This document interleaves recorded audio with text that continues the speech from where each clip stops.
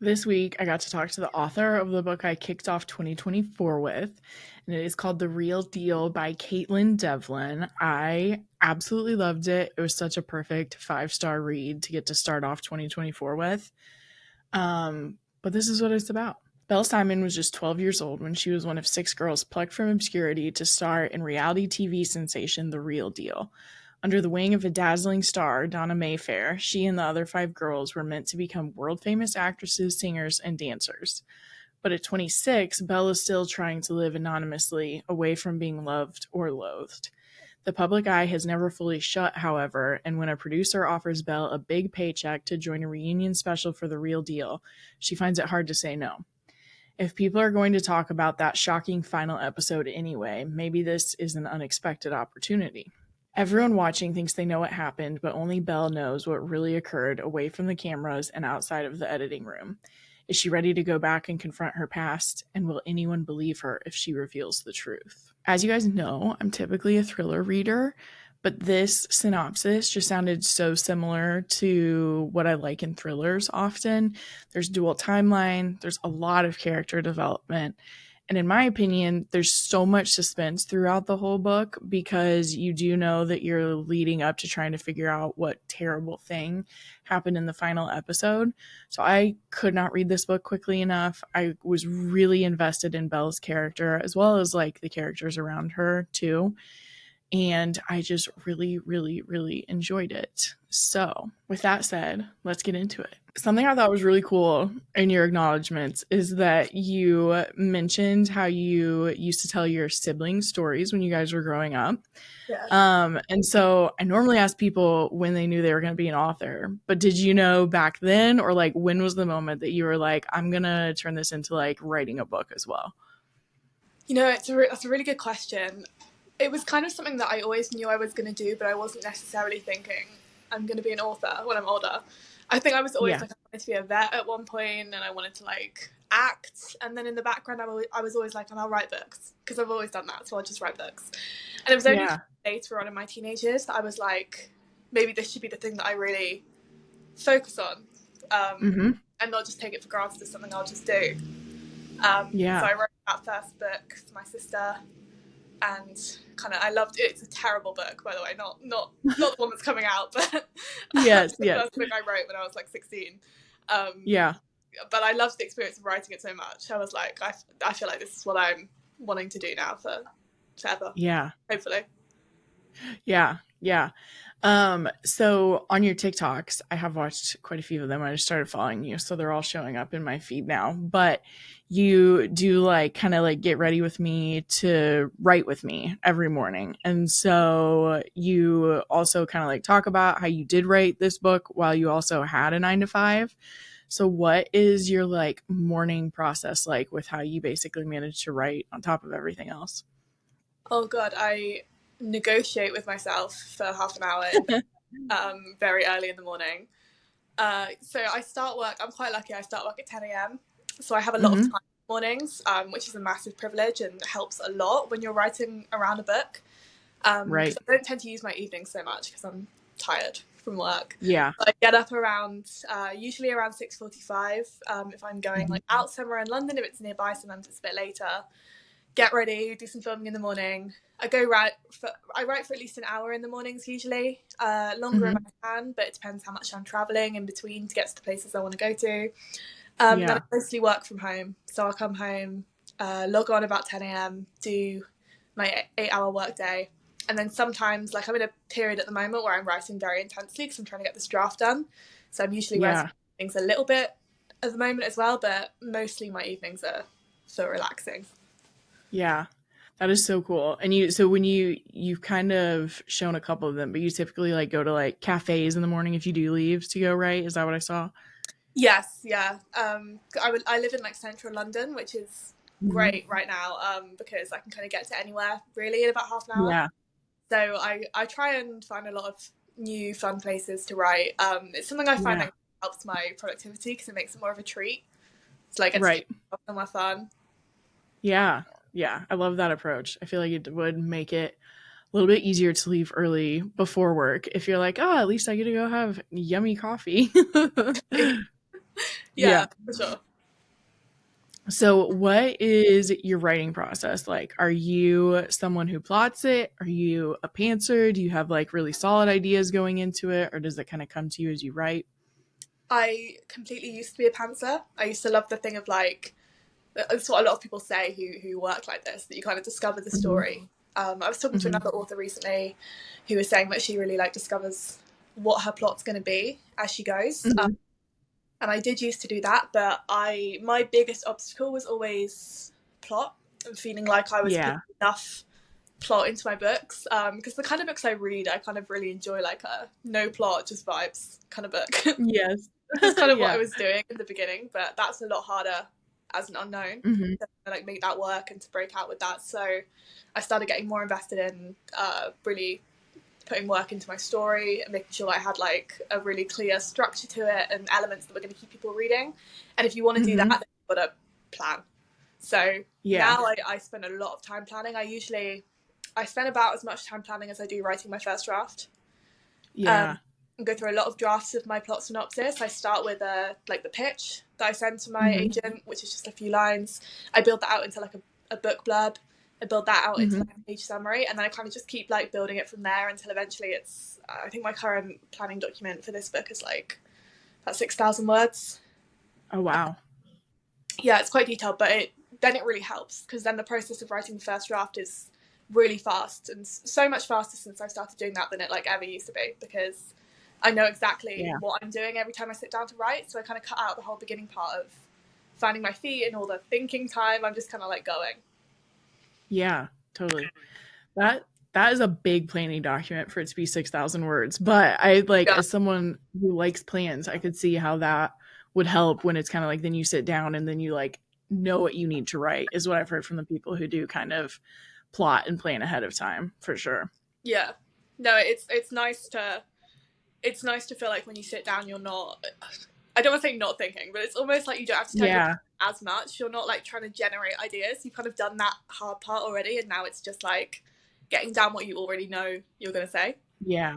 Yeah. Yeah, totally. That makes sense.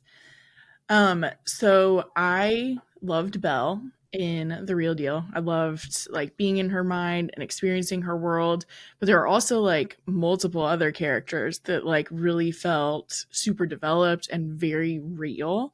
So how do you have any like way that you approach getting to know your characters, or do you kind of like find out about them as you're writing them?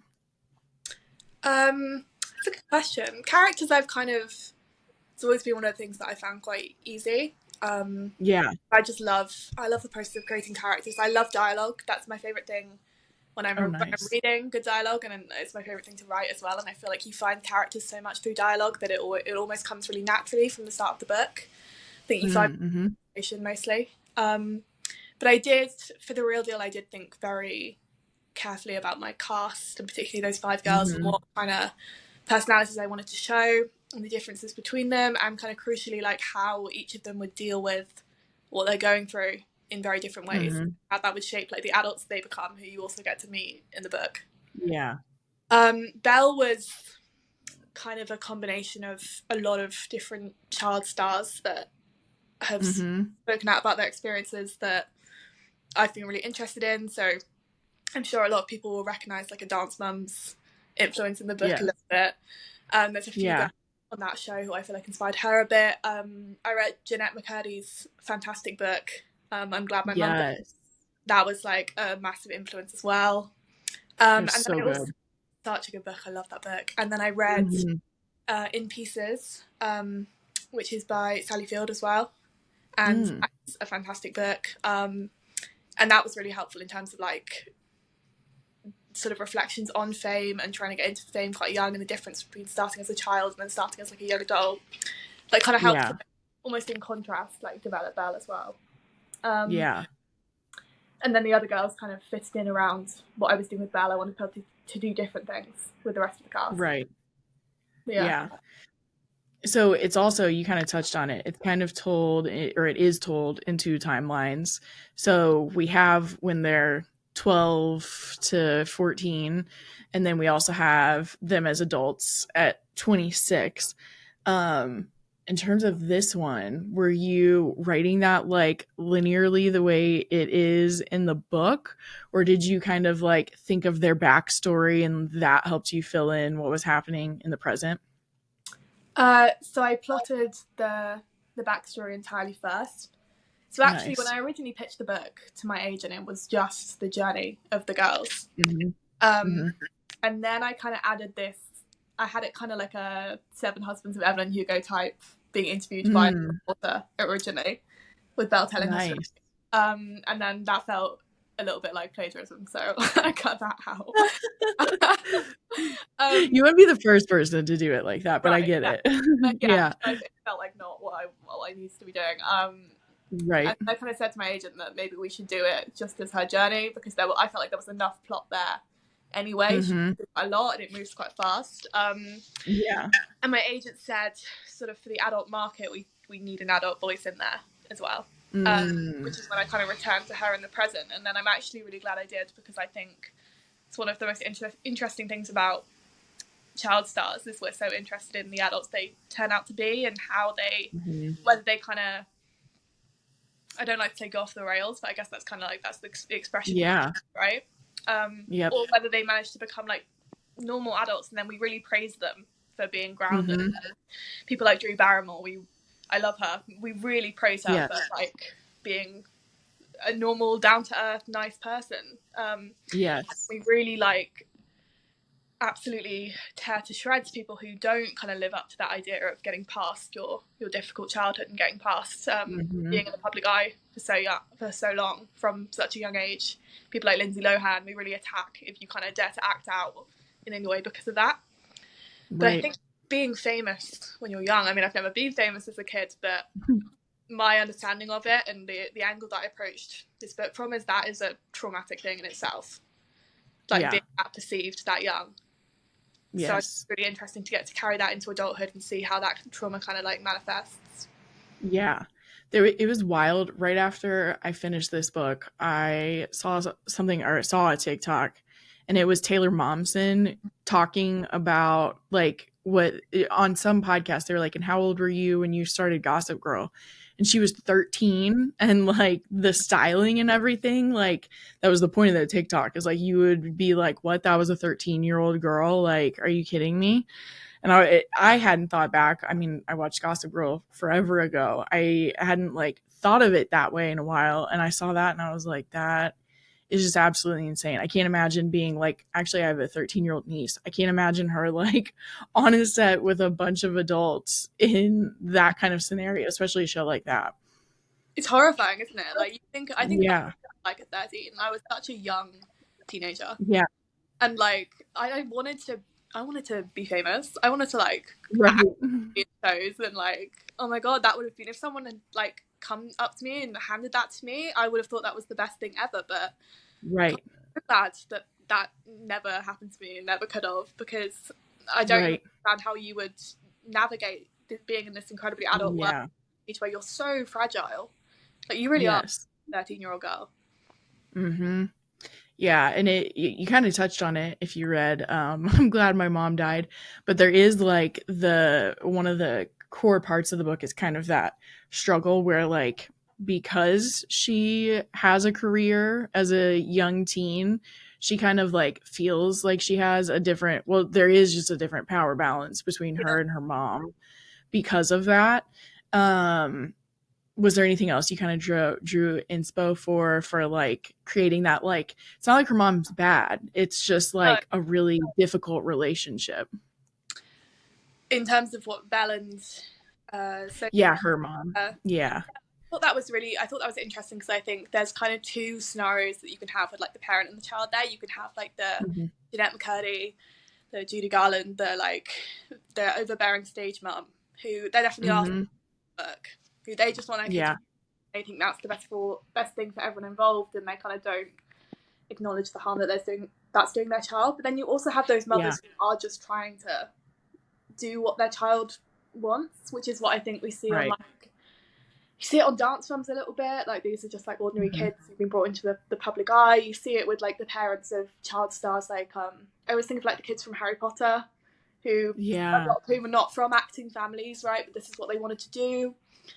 Like Olivia Rodrigo's talked about it a little bit, that like no one in her Mm-hmm. family was into that industry at all, or like was creative or Yeah. musical, and her parents just wanted to support her.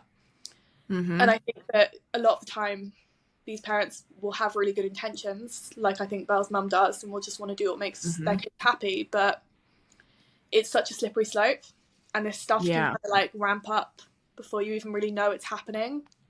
Yeah. And I think that's kind of where I approach like Belle and Sophie from, is this mum who is really loving and really supportive, and she's kind of like a cool mum, and she just wants to like her kid to do what she wants to do, but she's, you know, she's Mm-hmm. apprehensive about it the whole way through, but she never quite manages to catch it before it goes too far, because it just gets away from her, because I think that's what happens Right. to so many people. Yeah, especially when they're like, which is the case in this book too, there are other adults that are like also like, oh no, your kid is safe and like this is good for your kid and these are all the reasons they should be doing it. So it's like, as a Yeah, parent, you kind of want to believe that, basically. for So sure, yeah, especially when you're kids, when you have like a 14, 15 year old, by that point they think they know what's best for them, like they think yeah, they're pretty grown at that point. And when you have your yes, kid being like, no, you don't understand, like if you take me away from this, I will be so yeah, unhappy and you'll be ruining my life. Like, what do you do as yeah, a parent at that point? Like, you should pull them out, but you're not always gonna. right, right. Yeah, it'd be hard to, well, and they have a lot of big feelings at that age, so they are going to be probably Yeah. really angry if you take it from them, I for mean, people sure. just angry at their parents all the time anyway, you know? And I can Yes, understand as a parent, you wouldn't want to make that worse. right. Yeah, totally. So one of the things that I really enjoyed about it, I'm kind of more of a like suspense thriller reader, but I like felt like this one, it the pacing felt really similar to thrillers, and especially the like bouncing back between timelines, and you kind of like have it like looming over your head that like you know something bad happened to the end of the show, but you don't know what it is. And so even when you're in both timelines, the whole time you're like, okay, but like what went wrong? Like what went really, really poorly here? So that was something I really enjoyed about the pacing. Is that like, was that something you were kind of intentionally wanting to do to kind of like hold the truth of it until the end to kind of create the suspense? Or was it just kind of the way it played out when you wrote with both timelines? No, totally. I wanted it to read a little bit like a TV show, or like Yeah. a crime show, you know, where we're kind of like Hmm. watching obsessively to get to almost to get to like the really messed up stuff. Yeah. And I kind of wanted it to be like this thing of we're watching something horrific go down, and we're wanting it to like Yeah. race towards this like big explosive like ending, but then actually we're Right. seeing like the aftermath of that, and we're seeing like Hmm. how much that like great entertainment for us really Right. affects the people involved. So I wanted it to kind of Hmm. be like it was almost like bingeable, but then kind of Yes. not, maybe not reach a super satisfying conclusion, but then it kind of be like, well, do we want it to have like the most exciting possible conclusion, because that means that an awful thing has happened to a 15-year-old girl, you know? Right. Yeah, totally. Yeah. Yeah, it was, I could not put it down. I was like, I just reposted someone's TikTok that was like when the book gets really good and it's like them with their Kindle like stirring their dinner and they're like I still do that reading. so much, like brushing my teeth. Yes. And I was like, oh my gosh, this was so me. Like everywhere I was going, I was like reading it. My husband would be like, what is so exciting on your phone? I'm like, this book. That's so So I loved that element. I'm a sucker for dual timelines. I'm also just like, I love when you're like trying to figure something out in a book, even if it's not like crazy action thriller. Like it's just really fun when you're kind of trying to like chew on it as you read through it and figure out what's going to actually happen. So I loved that. What was your like, it sounds like Dance Moms had a lot to do with it, but what was your like initial inspiration for this book? Like what kind of like hit you and you're like, oh, this is a story. Dance Mums, definitely. Definitely Jeanette McCurdy's book. Hmm. The some of the like you say thrillers. Like I was Hmm. reading quite a lot of fast paced books at the time. Nice. Um, there was quite a lot of stuff. I think it was quite a moment where also the fantastic podcast by I think it's by Pandora Sykes. I can't Okay. remember it now, but she did this fantastic deep dive into reality TV, basically, Oh, nice. like how ethical it is, and looked at loads of different shows. And I thought that was Mhm. fascinating because that was Yeah. one of the first times that I'd seen reality TV talked about in this way that felt almost like intellectual. It felt like we were taking it seriously, Yeah. we were taking its impact on culture seriously. We were taking what it Yeah. could tell us about people and about human nature seriously. Mhm. And I thought that was so interesting because I'd not seen that done before. Yes. One of those things that we're Yeah. so aggressive and snooty about reality TV. Like, Yeah. we don't think that it's like something that we should have serious conversations about. And Mhm. we absolutely should. It's fascinating. It's a fascinating world. And yeah, like a lot of it's Yeah. pretty trite, but also like there Mhm. are real lives that are being kind of affected and ruined in some Yes. ways by these shows. So that Yes. was a massive influence. And then I did a bit of a deep dive into reality TV in general. And I Yeah. thought it was something that I hadn't seen covered a lot in Mhm. literature.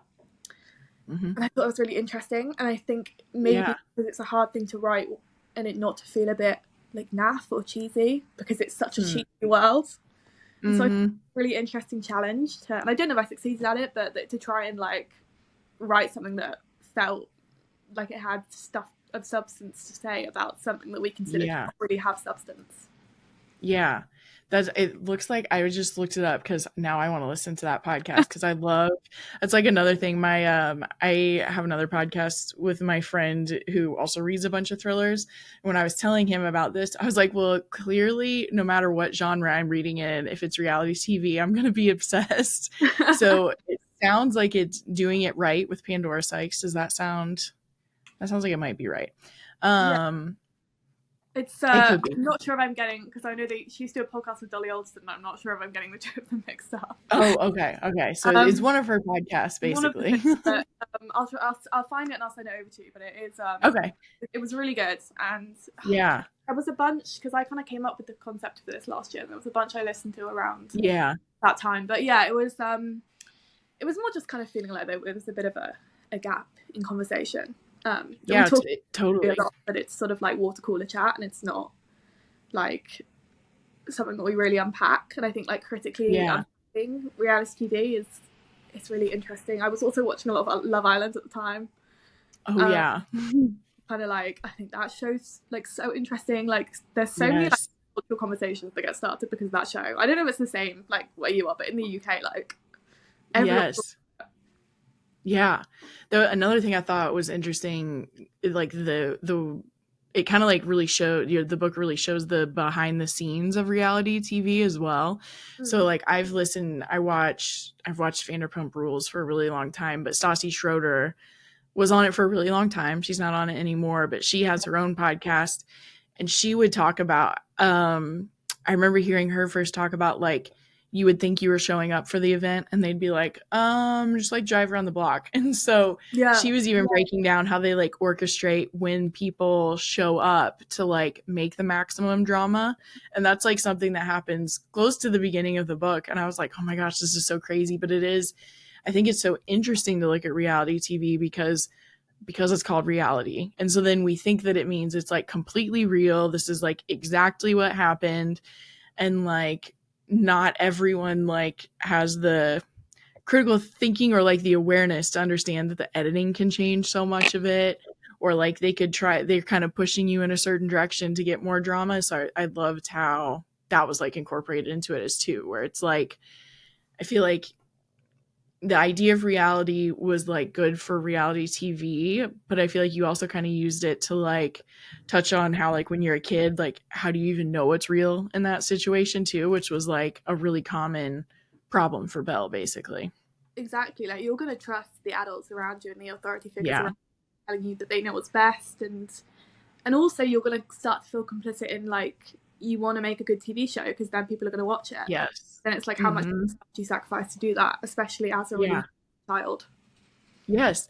That was another thing. I actually just heard Stassi say that yesterday on the podcast I was listening to, where the reunions on Bravo are sometimes one part, sometimes they're two parts, and sometimes they're three parts.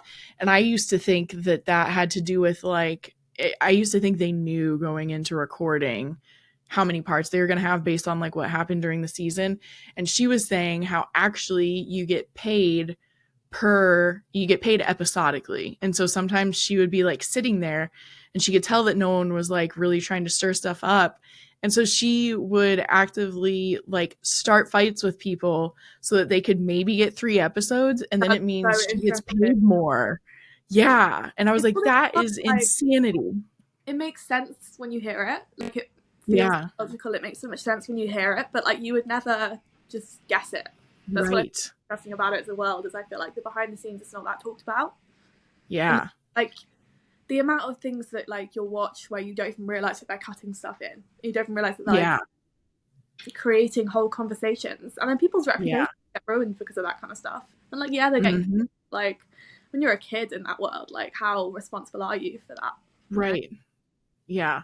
And just like, then how do you trust people moving forward when like that's what you're around that young? I can't even imagine.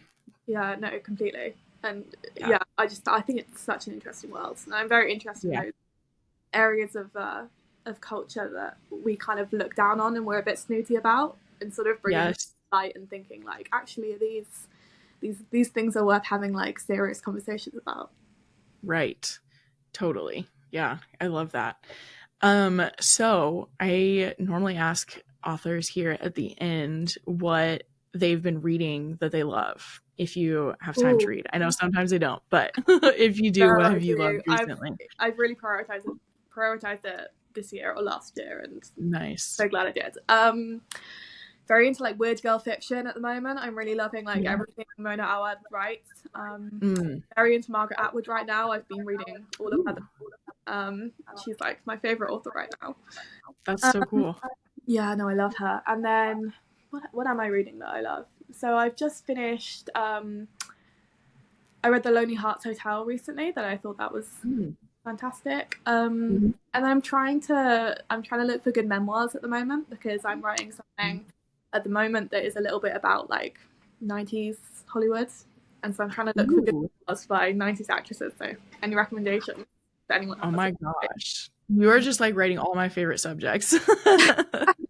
That's my other one. It's like reality TV, Hollywood, or like taking down like mega churches are like all the things that I get all excited about. Yeah, no, speaking my language. I have this idea as well that I want to talk to my agent about, that's to do with like mega churches in the US and like purity culture. Yes. Oh my gosh. I'll do it. That is so cool. I just started one. I have an arc of a book called A Step Past Darkness. And I just got to a point where I was like, oh, this is going to be about a church. And I was like, okay, now I'm going to want to just read all night. Yeah. But yeah, it sounds like you're just going to keep writing my hyperfixation interests. Yeah. So where can people follow you to stay up to date with everything you're writing and publishing? Mostly my TikTok. I'm on TikTok at Devlin. Yeah. My Instagram handle I think is the same, but I don't have ever posted on there. I might, so you might want to in case I start. Yeah. And then I'm on Amazon, just Caitlin Devlin. You can follow my author page, and you can follow me on Goodreads and stay up to date, because the next one is on the way. Well, thank you so much for chatting about it, and I can't wait to read what you have next. Thank you for having me. This has been so fun.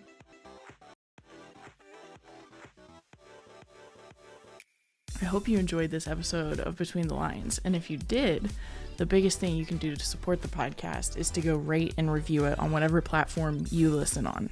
You can also follow me on Instagram at the girl with the book on the couch. And if you still need more thrillers in your life, check out Killing the Tea, my other podcast where I talk to my friend Gare about literally everything we read.